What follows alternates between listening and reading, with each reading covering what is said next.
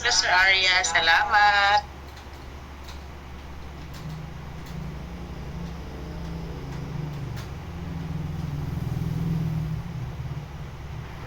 Okay.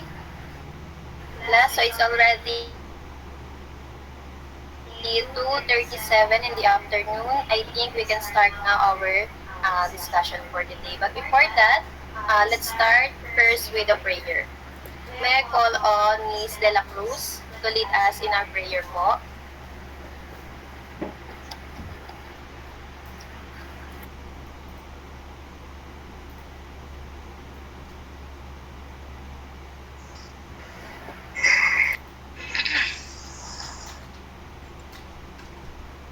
Ama namin Diyos, dakila ka po't makapangyarihan po sa lahat. Maraming salamat po sa oras na ito at binigyan niyo po kami ulit ng pagkakataong makapag-aral muli ng aming mga gagawing pag-aaral. Sana po itulungan niyo po kami at matutunan po ang aming pag-aaral. Ito lang po ang aming hinihiling sa pangalan ng Jesucristo. Nakilang tagapagligtas. Amen. So, thank you so much, Miss De La Cruz. So, good afternoon again, COT. Welcome back to our class. How are you feeling today? Did you already had your lunch? Kumain na po ba ang mga estudyante na ipagagaling na iyan? COT? Yes po. Yes po. Yes po, ma'am. Yes po. Alright, so it's good to hear that you already had your lunch or at least you ate something before you attend our discussion so that you will have your energy for the whole discussion. Okay? So let's proceed.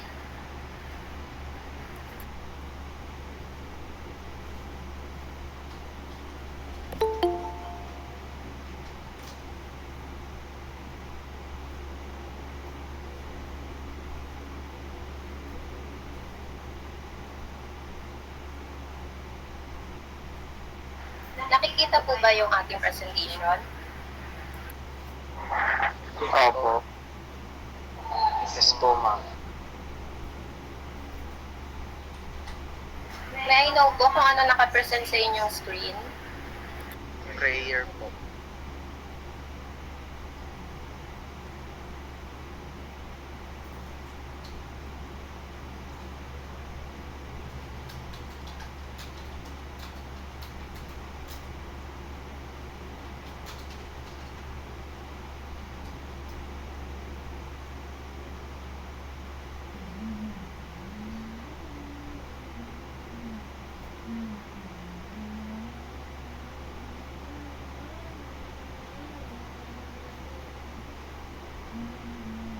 Okay, so it seems that hindi umaandar sa inyo ating PowerPoint for a while class.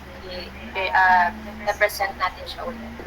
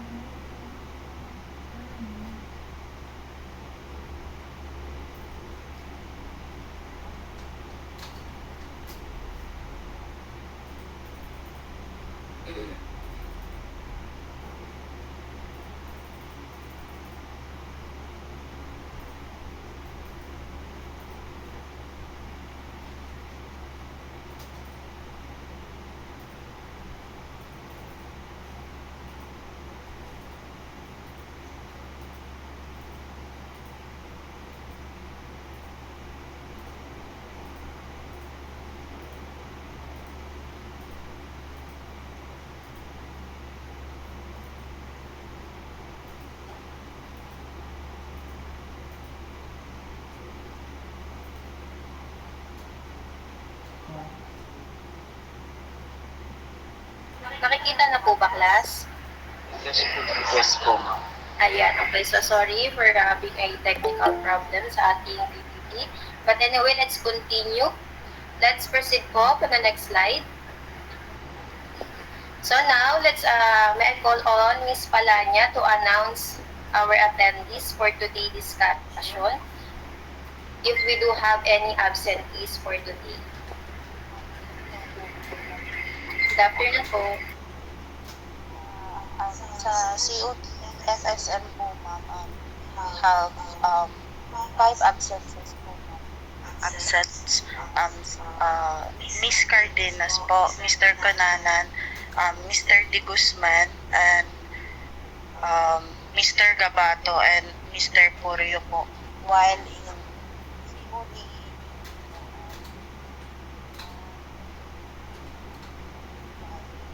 5 din po na absent, ma'am. Si Angeles, si Mr.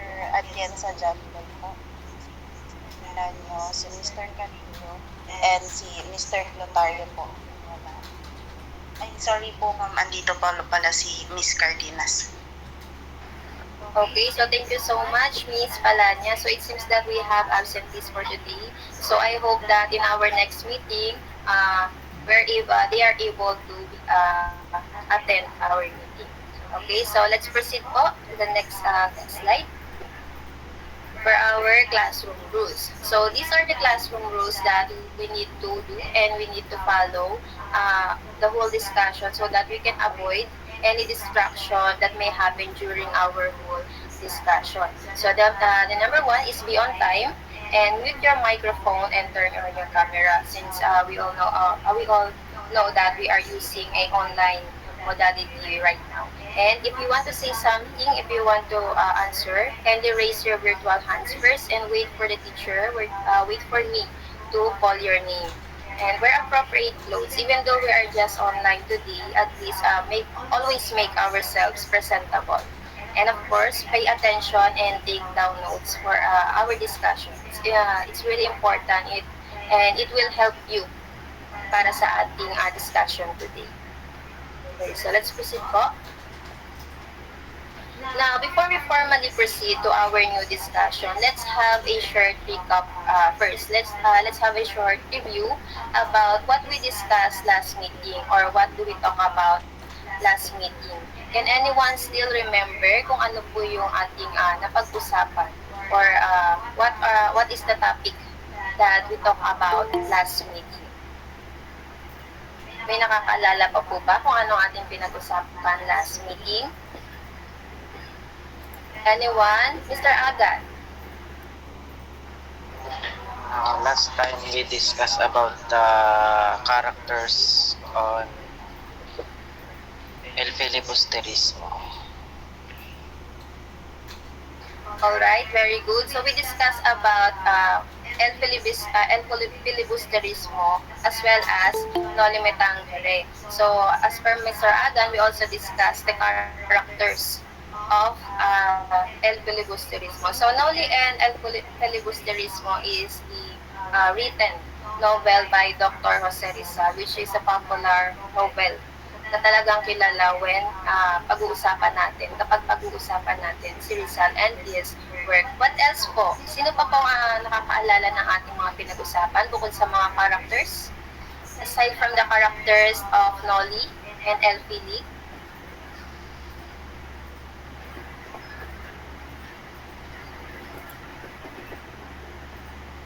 how about Mr. Gonzaga?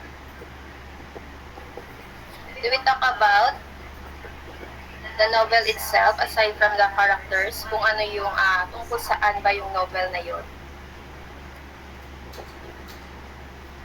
So the Noli and El Filibusterismo, no, it's just like what I said ago, it's a novel by Rizal, which is Noli, the person who disguised, which is si Simeon, and then the El Filibusterismo is the problem, talks about the problem to our society during Rizal days. Okay. So let's proceed po. Okay. So I prepared here a short video clip, and all you have to do is to watch and observe. And of course, take down notes all the important details na mapapanood dito sa video na to. So this video is related to our new discussion, new lesson for today. And I hope you will be answered the question later. So, panoorin po na mabuti.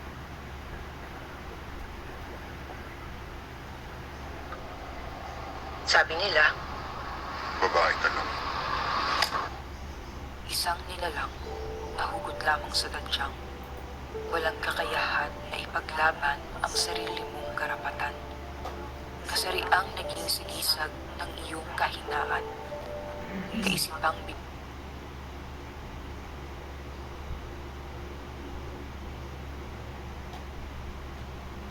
ang kalayaan. Subalit alam ko na marunong kang lumaban. Hindi kasi Eva ang sunod-sunuran kay Adan. Sa likod ng mababang pagtingin ay umaapoy ang iyong katapangan.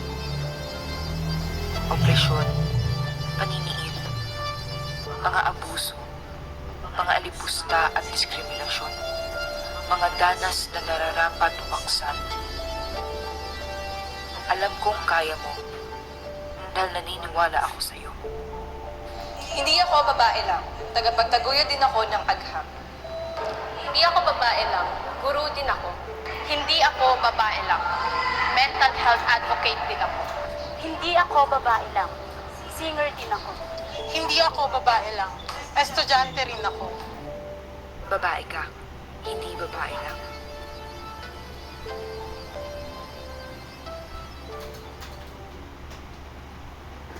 Alright, so that video is related to our new topic. But before that, I want to ask you, what did you observe on the video clip? So, what do you think is the video all about?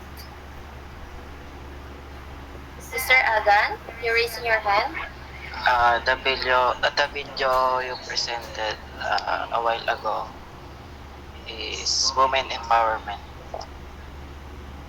Okay, very good. So the video is all about women empowerment. So it shows that a woman is not just a woman.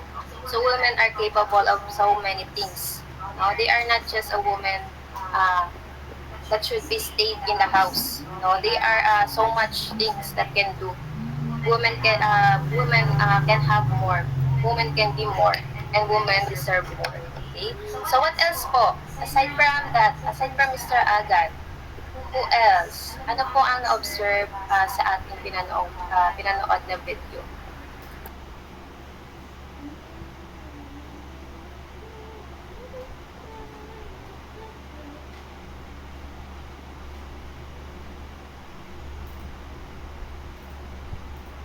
Sorry, nakamit pala. How about Mr. Dreyo? About po ma'am sa rights po ng mga kababaihan po. Based on my ma'am sa observation. Okay, so thank you so much, Mr. Dreyo. So it's all about the rights of the woman. So it is really important that we know, even we're not just a woman, we know our rights, how to protect our rights, how to fight our rights. Because makakatulong siya sa atin kung paano ba natin paglalaban yung ating sarili. Miss Palanya, you want anything to say po? Parang dagdag na lang din po ma'am kasi po nabanggit nga po doon po sa video ma'am, parang sinasabi po na babae ako, hindi babae lang. Parang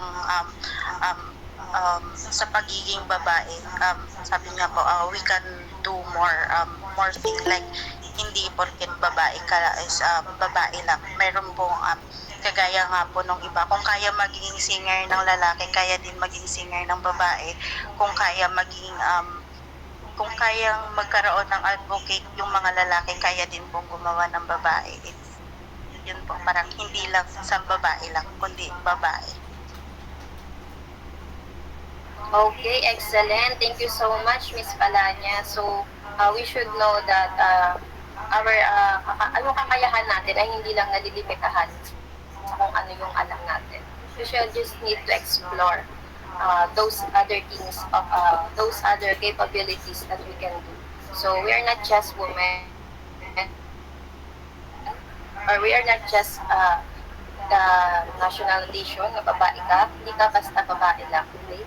Babae ka at marami tayong pwedeng magawa bilang isang babae. So, as I was saying a while ago, this video is related to our new topic for today because our lesson for today is all about the letter to the woman of Malolos.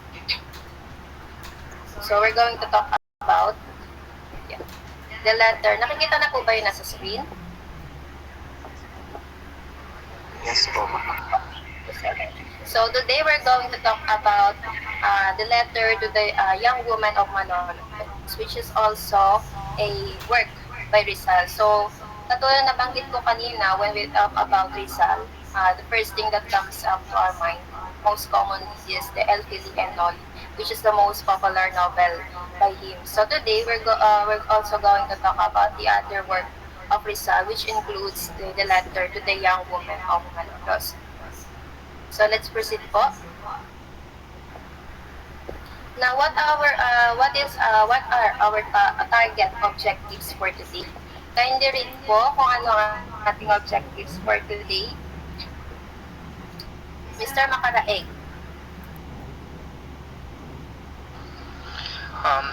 Objectives. Analyze the content and themes of the letter. Number 2.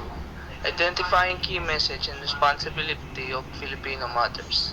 Number 3. Create a slogan that promotes empowerment and education. And number 4. Appreciate the courage and activism of the women in Malolos through reflective discussion. Okay, thank you so much, Mr. Makaraeg. Now, before we proceed to our lesson, I want to know your idea or insight about this topic. Have you ever heard or have you ever read about the letter to the young woman of Malolos? Nabasa na po ba ito? Nakita na po what this topic po? Malolos. It is also a work by Rizal. So, do you have any idea po ba? Kahit ano lang, idea lang, insight. Narinig nyo na ba itong isang gawa na ito ni Rizal? Is Mr. Hamandre here? Dito po, ma'am.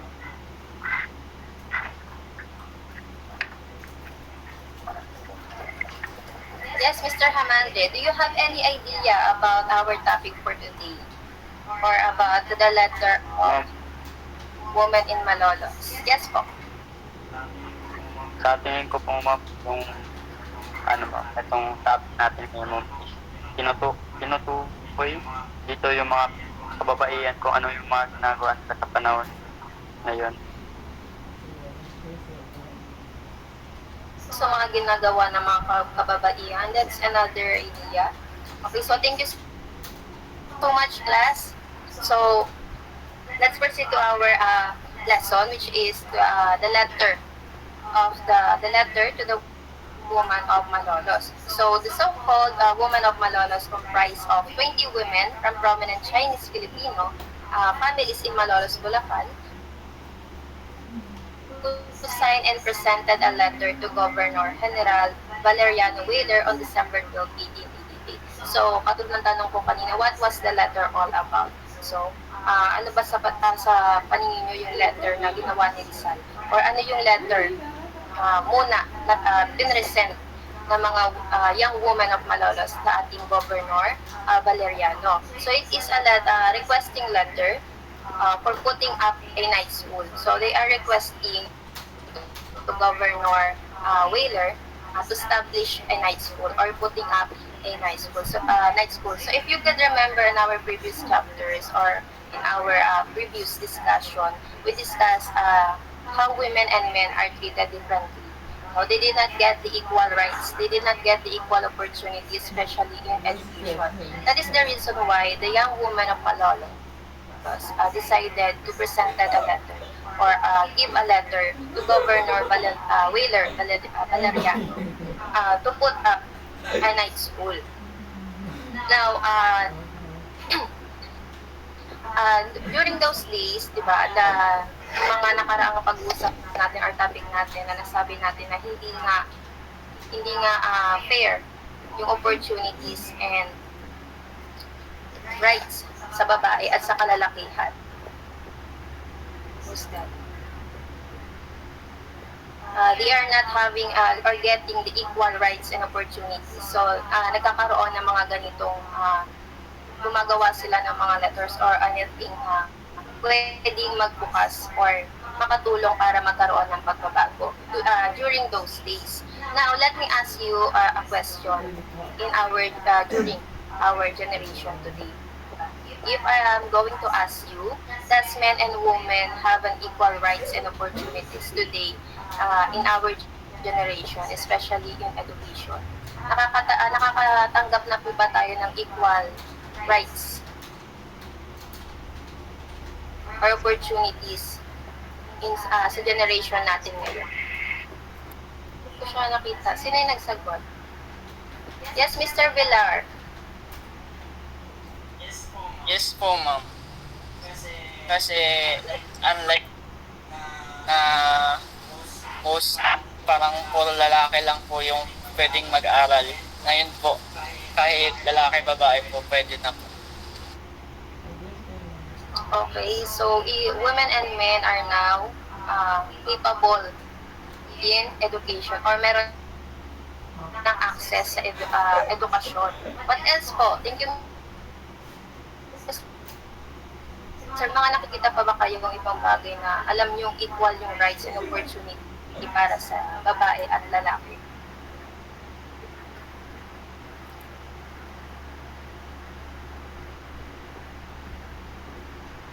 Yes, Miss Alanya. Napansin ko po ma'am sa ngayon po equal na po yung sa education po about sa course po kasi mapababae ka man hindi kasi ma'am dati po pag engineering is panlalaki lang, ngayon pwede mag-engineering kahit babae. Pag teacher ka hindi lang babae yung magti-teacher kasi pwede din po yung lalaki, parang equal na po, wala pong kurso na pinipili po yung education yan po. Okay, so thank you so much, Miss Palanya. So, equal na yung mga natatanggap nating opportunity and rights. No? Kasi meron na rin tayong, marami na tayong different law para sa atin, sa individual rights na pwede natin matamo. Miss Orjola, do you have anything to share pa po? Ma'am, hindi lang din po sa edukasyon mas nagiging fair na. Din po, pati din po sa sa trabaho din po. Mas open na po sila sa sa babae at lalaki. Meron na pong babaeng bumbero, babaeng pulis. Hindi po tulad dati na ang paniniwala nila is yung babae nasa bahay lang at yung lalaki nagtatrabaho. Alright, very good. Very well said, Miss Orjola. So, that is one point na makikita natin we do have now. We are now getting the same opportunity and equal rights. No? Since before nga, usually yung mga kababaihan they should stay only in the houses. They should only stay doing household chore and taking care for the children. Even education, they are not allowed to go to school to be educated. So now, marami nang nagbago and lahat na tayo ay pwedeng access sa education at sa iba-iba pang bagay with the equal rights and opportunity. So that is the reason why women in Malolos create a letter para nga sila ay magkaroon din ng opportunity na makapag-aral katulad ng mga kalalakihan. So gusto nilang makapasok sa school. They wanted to go to school and mapalitan yung kasabihan na yung mga babae ay they are just for houses lang and for household chores. Okay. So let's proceed po. Let's continue. The Spanish parish priest, Father Felipe Garcia, objected so that Governor General turned down the petition. But the women on Malolos fight for their rights and bravely continue their agitation for establishment of the school. So at first, they did not get the approval yet. So hindi agad-agad na aprobahan yung kanilang plano for putting up a night school. But they continue fighting for their project or for their plan having establishment or a school because they really wanted to fight for their rights. Next po. Okay, so later on, the government approved the project with conditions. So what are the conditions? Number one, Señorita Guadalupe Reyes should be the teacher. And then number two, the classes should be held in daytime and not in night. So Señorita Guadalupe Reyes is an activist and a community leader during Rizal Day, and she was very very fluent in Spanish language. Okay, so let's continue. So the incident caused a great stir in the Philippines and in far away in Spain. Marcelo H. del Pilar, writing in Barcelona on February 17, 1889, requested Dr. Jose Rizal to send a letter in Tagalog to the brave woman in Malolos. So it was Marcelo H. del Pilar who asked Dr. Rizal or requested Dr. Rizal to write a letter for the woman in Malolos. And it was on, let's continue po. It was on February 22, 1889 when Dr. Rizal wrote a letter to a group of young women of Malolos supporting their plan of putting up a night class. So even though Rizal was in London that day because he was busy annotating Morga's book, so he still managed to write the letter for the woman of Malolos because he know that yung pinaglalaban ng mga kababaihan taga Malolos ay talagang karapatan ng bawat isa, lalo na ng mga kababaihan. Okay. So now let's proceed to the Rizal message to the woman of Malolos. So ano ba yung tinutukoy niya dun sa letter na yun or dun sa message or dun yung kung anong message yung sinasabi niya para sa woman of Malolos. So can you please read po, Miss Ramos?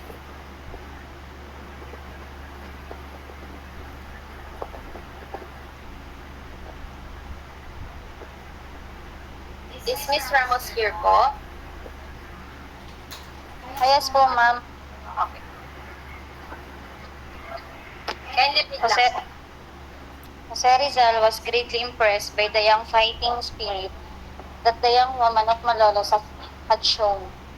In his letter, it is obvious that his ultimate desire was for women to be offered the same opportunities as those received by men in terms of education. Okay, so we all know that Rizal really wanted that every Filipino should be educated or magkaroon ng kaalaman. Kaya naman, in his letter, he really expressed the great joy or satisfaction doon sa pinaglalaban ng mga kababaihan sa Malolos. Diba? Kasi parang nag-uumpisa ng mamulat ang mga tao, especially yung mga kababaihan na meron silang rights and gusto nilang ipaglaban yun at matamo kung ano yung para din sa kanila. So, sabi dito, in this letter, at obvious that his ultimate desire was for women to be offered the same opportunities, which is in our generation today, ay nakukuha naman na natin at natatamasa natin today. Sabi nyo nga kanina, marami na mga bagay, hindi lang sa edukasyon. There are a lot of things that we are getting the equal rights and opportunities in our generation. Now, I have this question. Have you ever experienced to be treated unfair or not given an equal opportunities? Is there any cases na you feel it's unfair for your part? How did you feel and what did you do? Kahit hindi sa edukasyon, sa ibang mga simple things lang, and you feel or napasabi kayo na it's unfair para sa part ko, bakit hindi patas yung treatment or yung opportunity na na-offer sa akin. Sige po, anyone who wants to share ng kanilang experience or idea, may mga kakilala or may mga alam ba kayong situation na naging ganon yung takbo sa isip natin na it's not fair and it's not equal para sa lahat.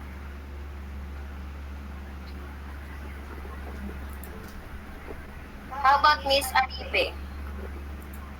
Sino yung nag-raise? Ma'am, ako po. Palanya po.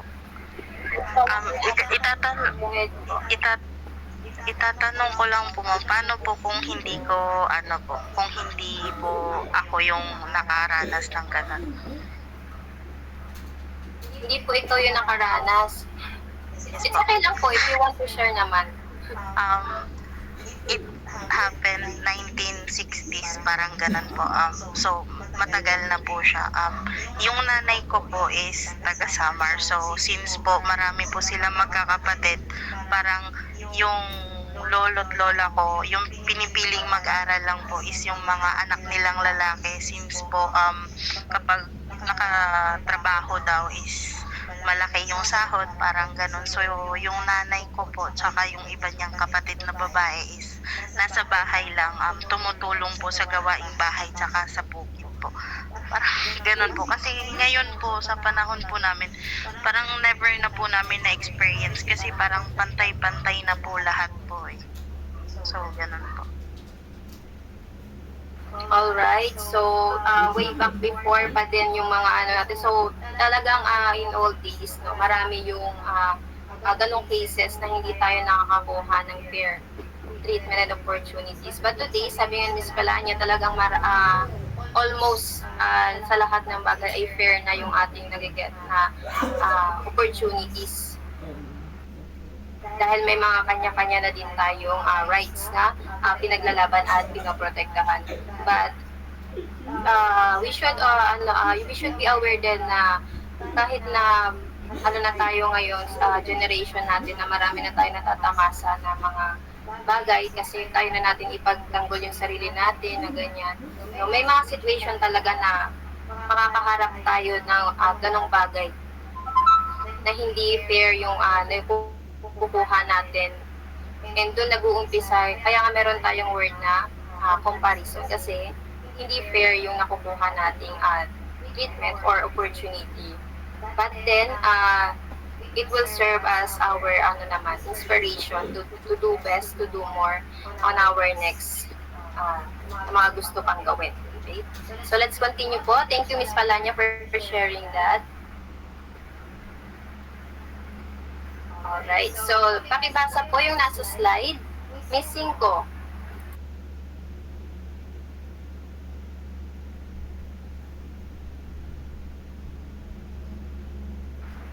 Miss 5 po.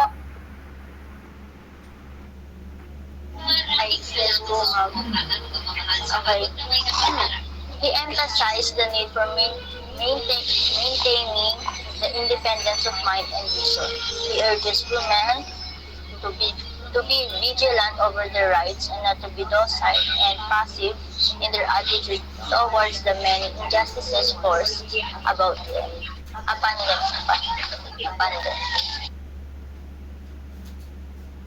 Alright, so thank you so much, Ms. 5. So, Rizal also said that we as a woman, we're not just going to accept what others say to us. No? Hindi lang tayo tanggap ng tanggap at sunod ng sunod. No?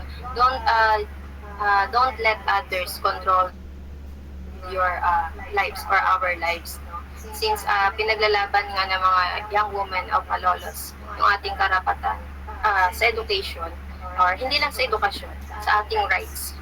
So, he said that we should know how to provide active response para sa mga bagay na hindi akma sa nararamdaman natin. When we feel that we are not comfortable doing specific things, we should know how to respond. We should know how to protect ourselves, our dignity as a woman. So that's what he wrote and sent to the women of Malolos to support their plan, their project in building up a night school. Young women of Malolos, because during those days, very hard para sa kanila na makipaglaban, especially kung ang kalaban natin is talaga ang mga makapangyarihan. Okay, so do you have any questions po? Clarification before we proceed? na po. Wala na po. Okay, sige, let's continue to the responsibilities and qualities of Filipino mothers. So it is according to Rizal. So sabi niya, Filipino mothers should teach their children about the love of God, country, and fellow men. So Filipino should be glad and honored like Spartan mother to offer their sons in defense of their country. So we all know that Rizal really loves our country to the point that he can die to prove his innocence, to prove that he's not a traitor to our country but a true hero. So that's why if you will notice on what he wrote to the letter, he said that Filipino mothers should also be honored like Spartan mother to offer their sons in defense of country. So, because Rizal wanted other Filipino to love our country and to know how to protect our country. Now, it is based from Rizal. Now, if you are the one that is being asked, so that is responsibilities and qualities of Filipino mother by Rizal. By the way, Filipino mothers na sinasabi ni Rizal dito he is not just referring to those woman na may anak, no? So he used the term Filipino mothers to every different woman like mother, daughter, and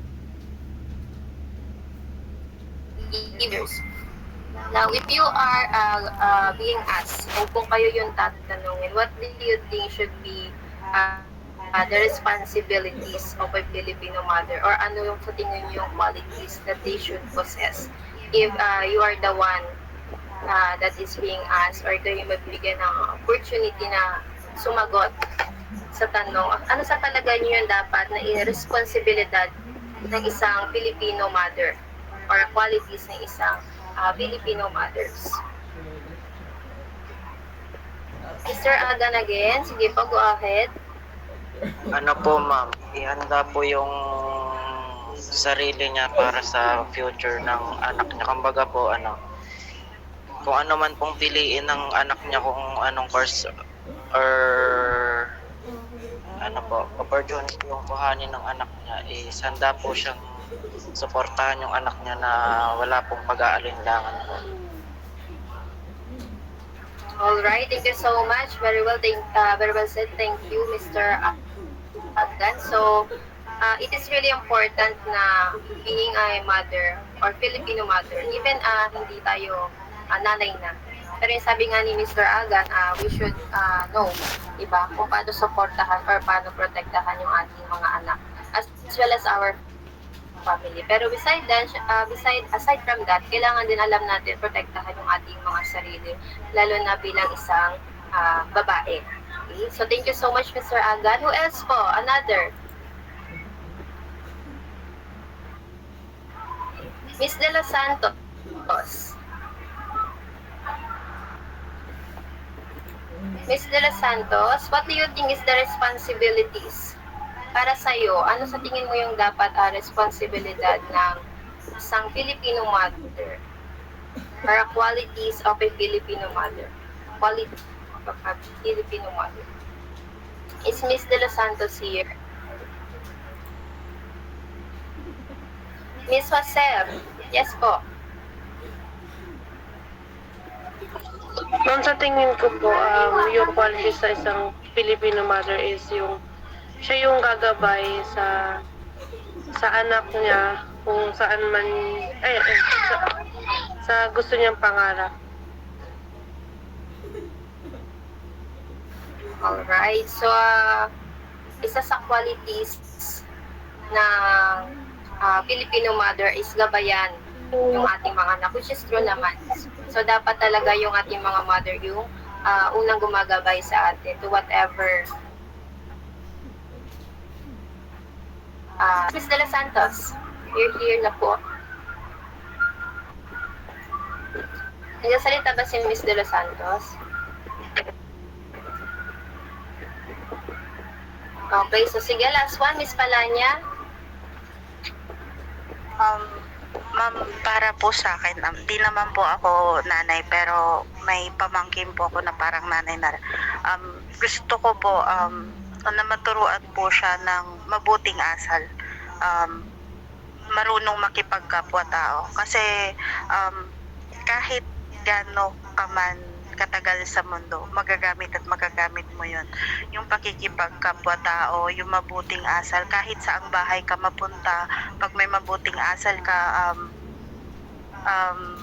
mamahalin ka ng kahit sino, matatanggap ka ng kahit sino. Yun po, parang yun po yung huhubog sa pagkatao po. Yan po. Alright, very good. Thank you so much, Miss Palanya. So, pagkakaroon ng mabuting asal, yung kanyang sagot, which is mahalaga talaga.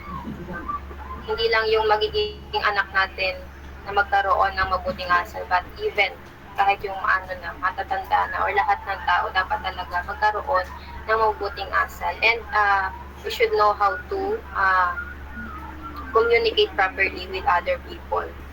Okay? So, thank you so much, class, for your answer. So, being a Filipino mother is not really easy. No? We should be independent, not only for ourselves, but also for our family. Okay? So, those are the responsibilities and qualities of a Filipino mother according to Rizal. So, do you have any questions or clarification before we proceed?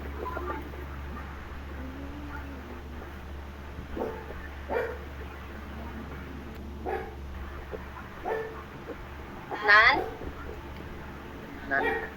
So I guess wala na po mga katanungan. If none, then let's proceed to your activity. So what is your activity for today? You have to create a slogan in a short bond paper related to woman empowerment.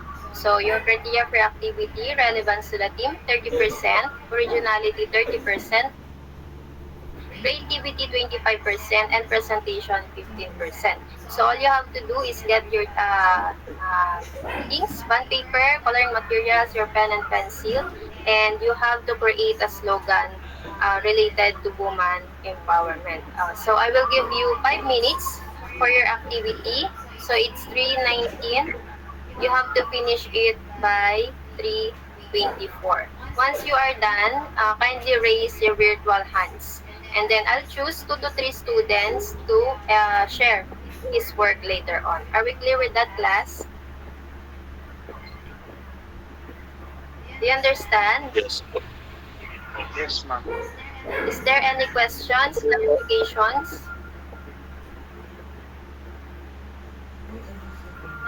None so far? Okay, sige. You may start doing your activity. Please turn on your camera so that I can see you while you are doing your activity.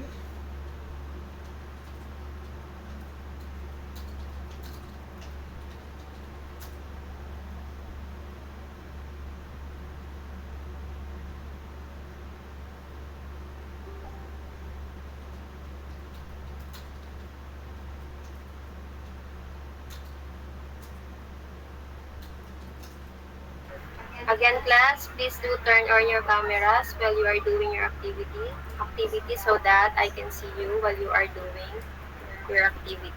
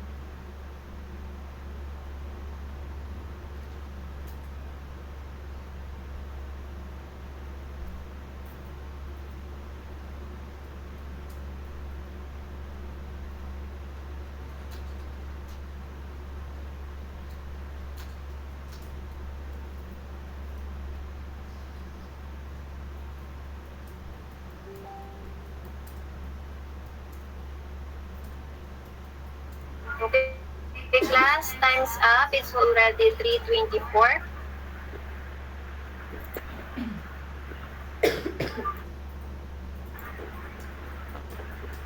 It's time for you to share your work. Are you still working with your activity? Yes po, ma'am. Okay, I'll give you another 1 minute and then let's present your work.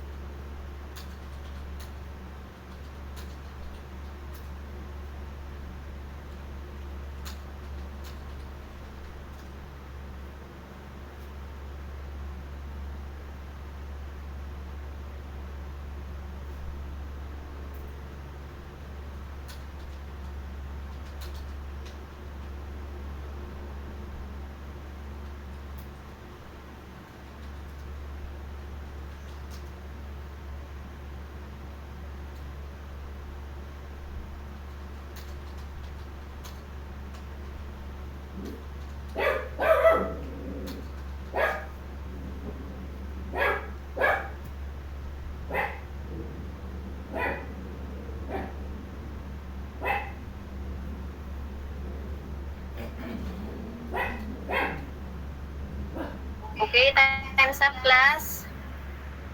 Let's have your work to be presented. Please open your cameras and I'll choose 3 students to share their work.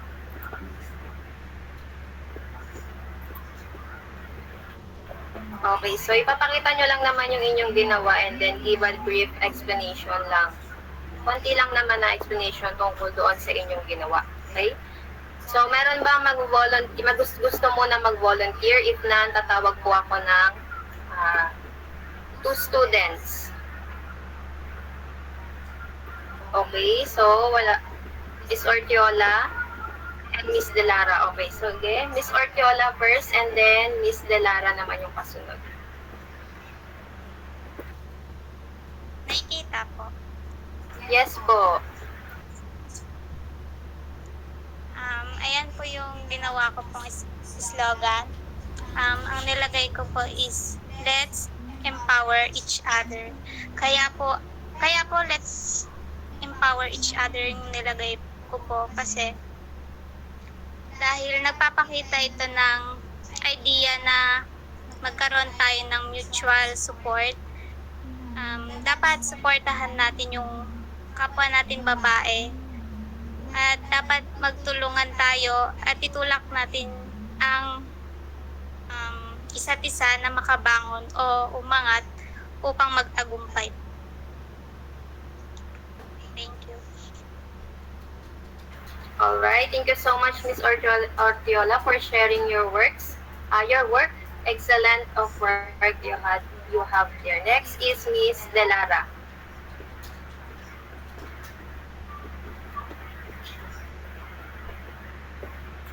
Miss Delara? Ma'am, pwede i-share screen ko po kasi nababaligtad, ma'am. Kasi naka-selfie yung camera.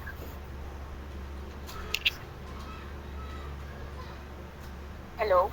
Okay, so, yes po. Ma'am, pwede i-share screen ko na lang. Nababaligtad, ma'am, yung camera. Sorry po. Thank you.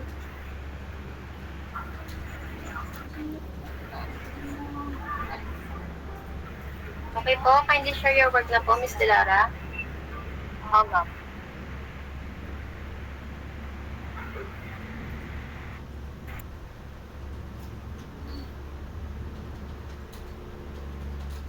Wait, ma'am. Ayaw pala ma-share. Huwag na nga lang. Pabay. Window.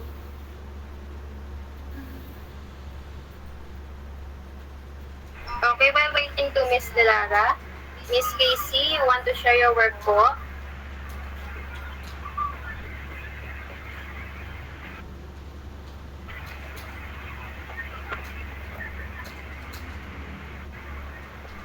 Miss Casey De Los Santos, you're raising your hand po a while ago.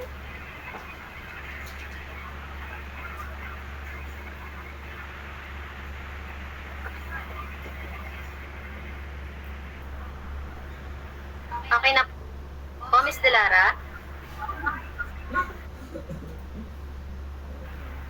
Yes, Miss De Los Santos.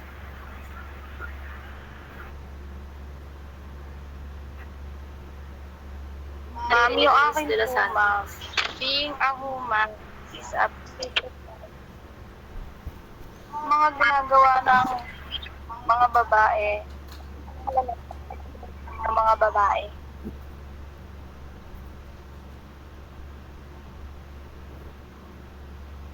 Medyo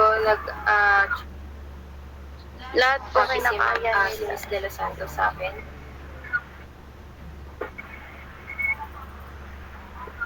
Okay, so you were saying na lahat po ng mga babae ay kinakaya nila. Okay, yes.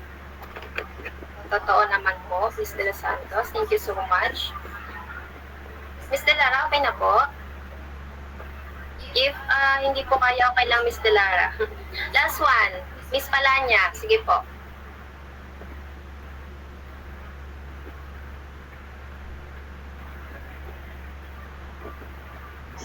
Hello po, sorry sa salita. Ito po yung gawa ko, ma'am. Nakalagay po dyan, her own thoughts and reflection were habitually shared.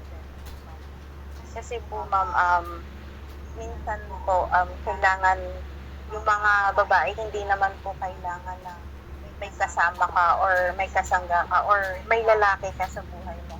Yung sarili mo lang, yung ikaw lang, saka yung reflection mo sa mundo mo, kung paano ka tumanaw sa buhay, is empowerment na po.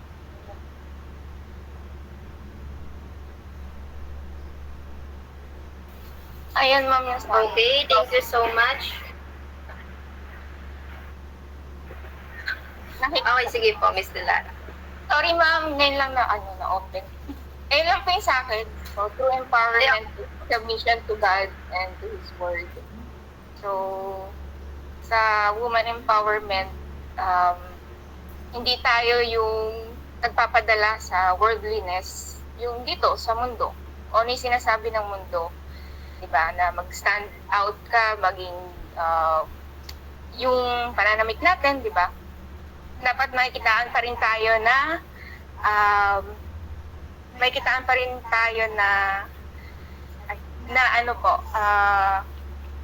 modest. Kasi modesty is still beautiful. I believe that.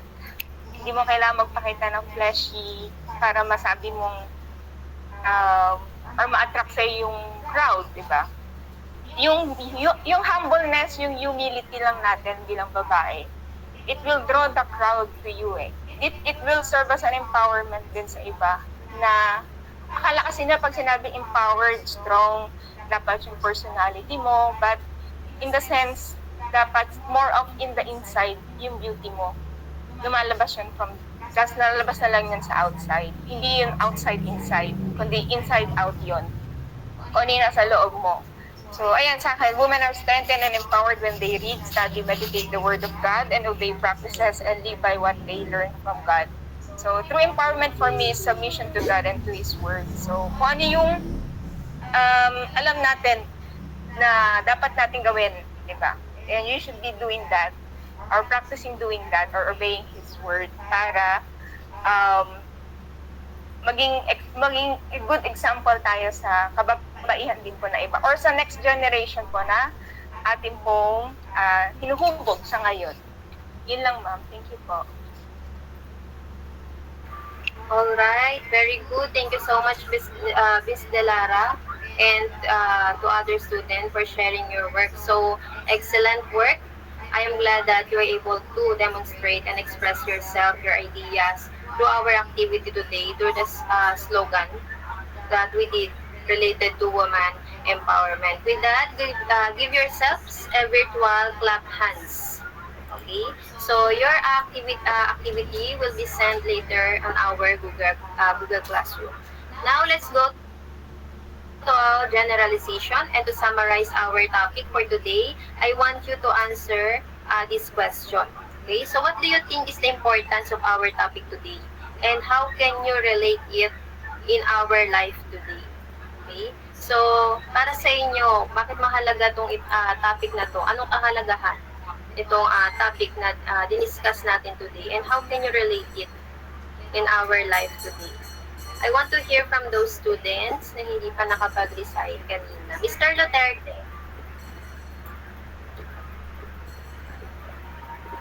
Parang nag-iba ma'am yung tingin ko ma'am sa mga kababayan. Kasi parang kapag nagtulungan po sila, parang makakaya na po nila lahat. Ganun po.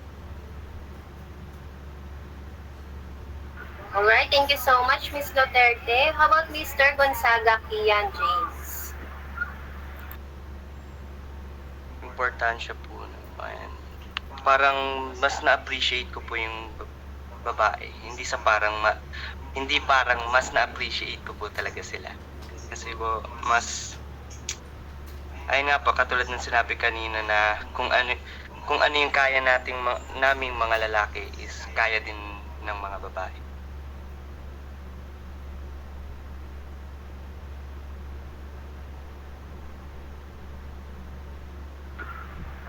You did appreciate the importance of our topic, of our lessons for today. I hope that it will help you to believe more in yourself, because you can do more, you can have more, especially mga kababaihan. Okay? So thank you. Let's proceed po to our quiz. Okay? So I prepared a short quiz for you in Google Forms. So, ipipaste ko dito sa ating chat box yung quiz, and you have to answer it in 3 minutes. Okay? So, it's only students who are present today are allowed to take the quiz po. Okay?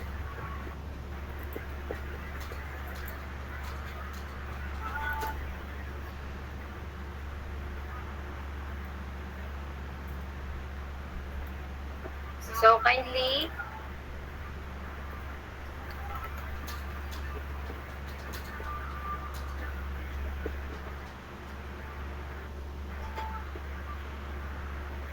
nakita na po ba?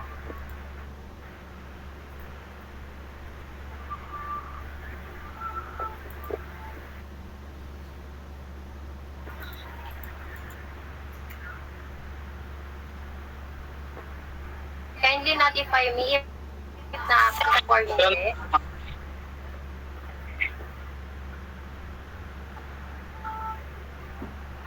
Okay. So you have 3 minutes to accomplish your quiz. So by 3:39, the Google form will be closed.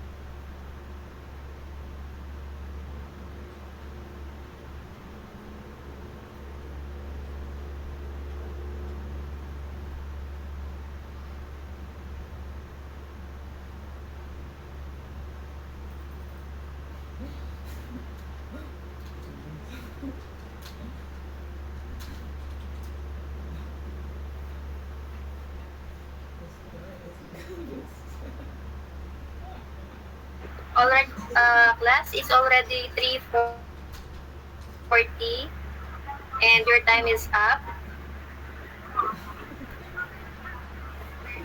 Kindly raise your virtual hands if you are done na po.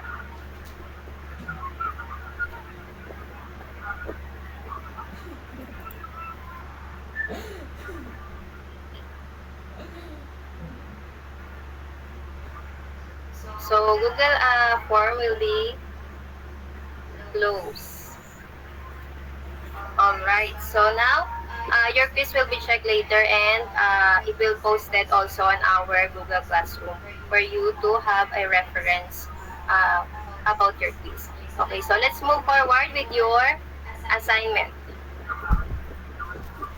Okay, so for your assignment, kindly proceed po, ma'am.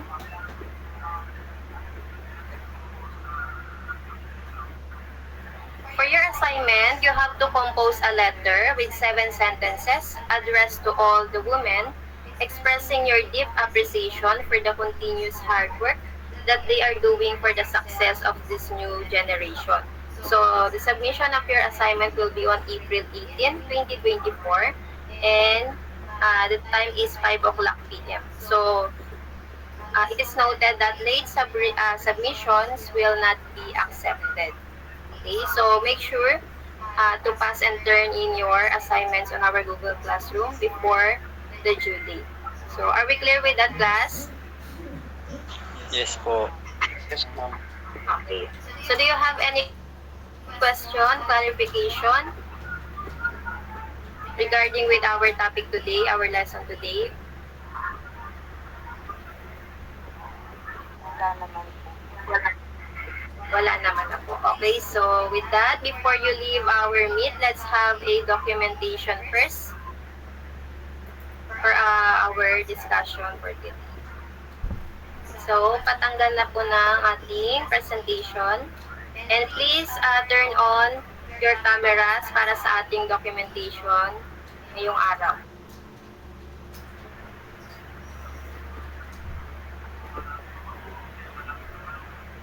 Okay po, in 1, 2, 3, smile. Last one, 1, 2, 3. Alright, so thank you so much students for attending our class for today. I hope na may mga natutunan at may nakuha sa ating lesson for today. Mag-ingat po and you may leave our Google Meet now. Thank you po, ma'am. Thank you Thank po. you. Thank you very much, class. Thank you for your cooperation Thank you, for ma'am. the success of Ilonggos demo. See you again sa susunod pa natin gagawin. Thank you. Leave the, ano na po tayo? Opo. Leave muna tayo. Thank you, class. Yeah, thank you.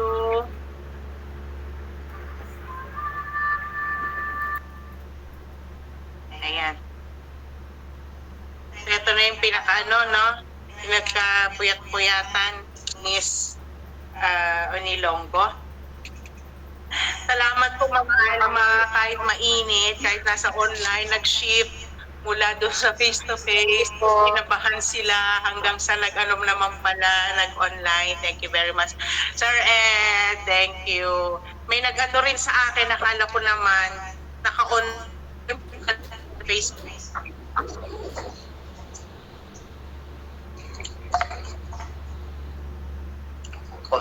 Nawalan yata ng signal si Mom. Nawala si ma'am. O nawala yata si ma'am. No, ano na? Okay, sige. While waiting for Dong Rhea. Actually, no, sinab ko lang po si Ma'am Jason kasi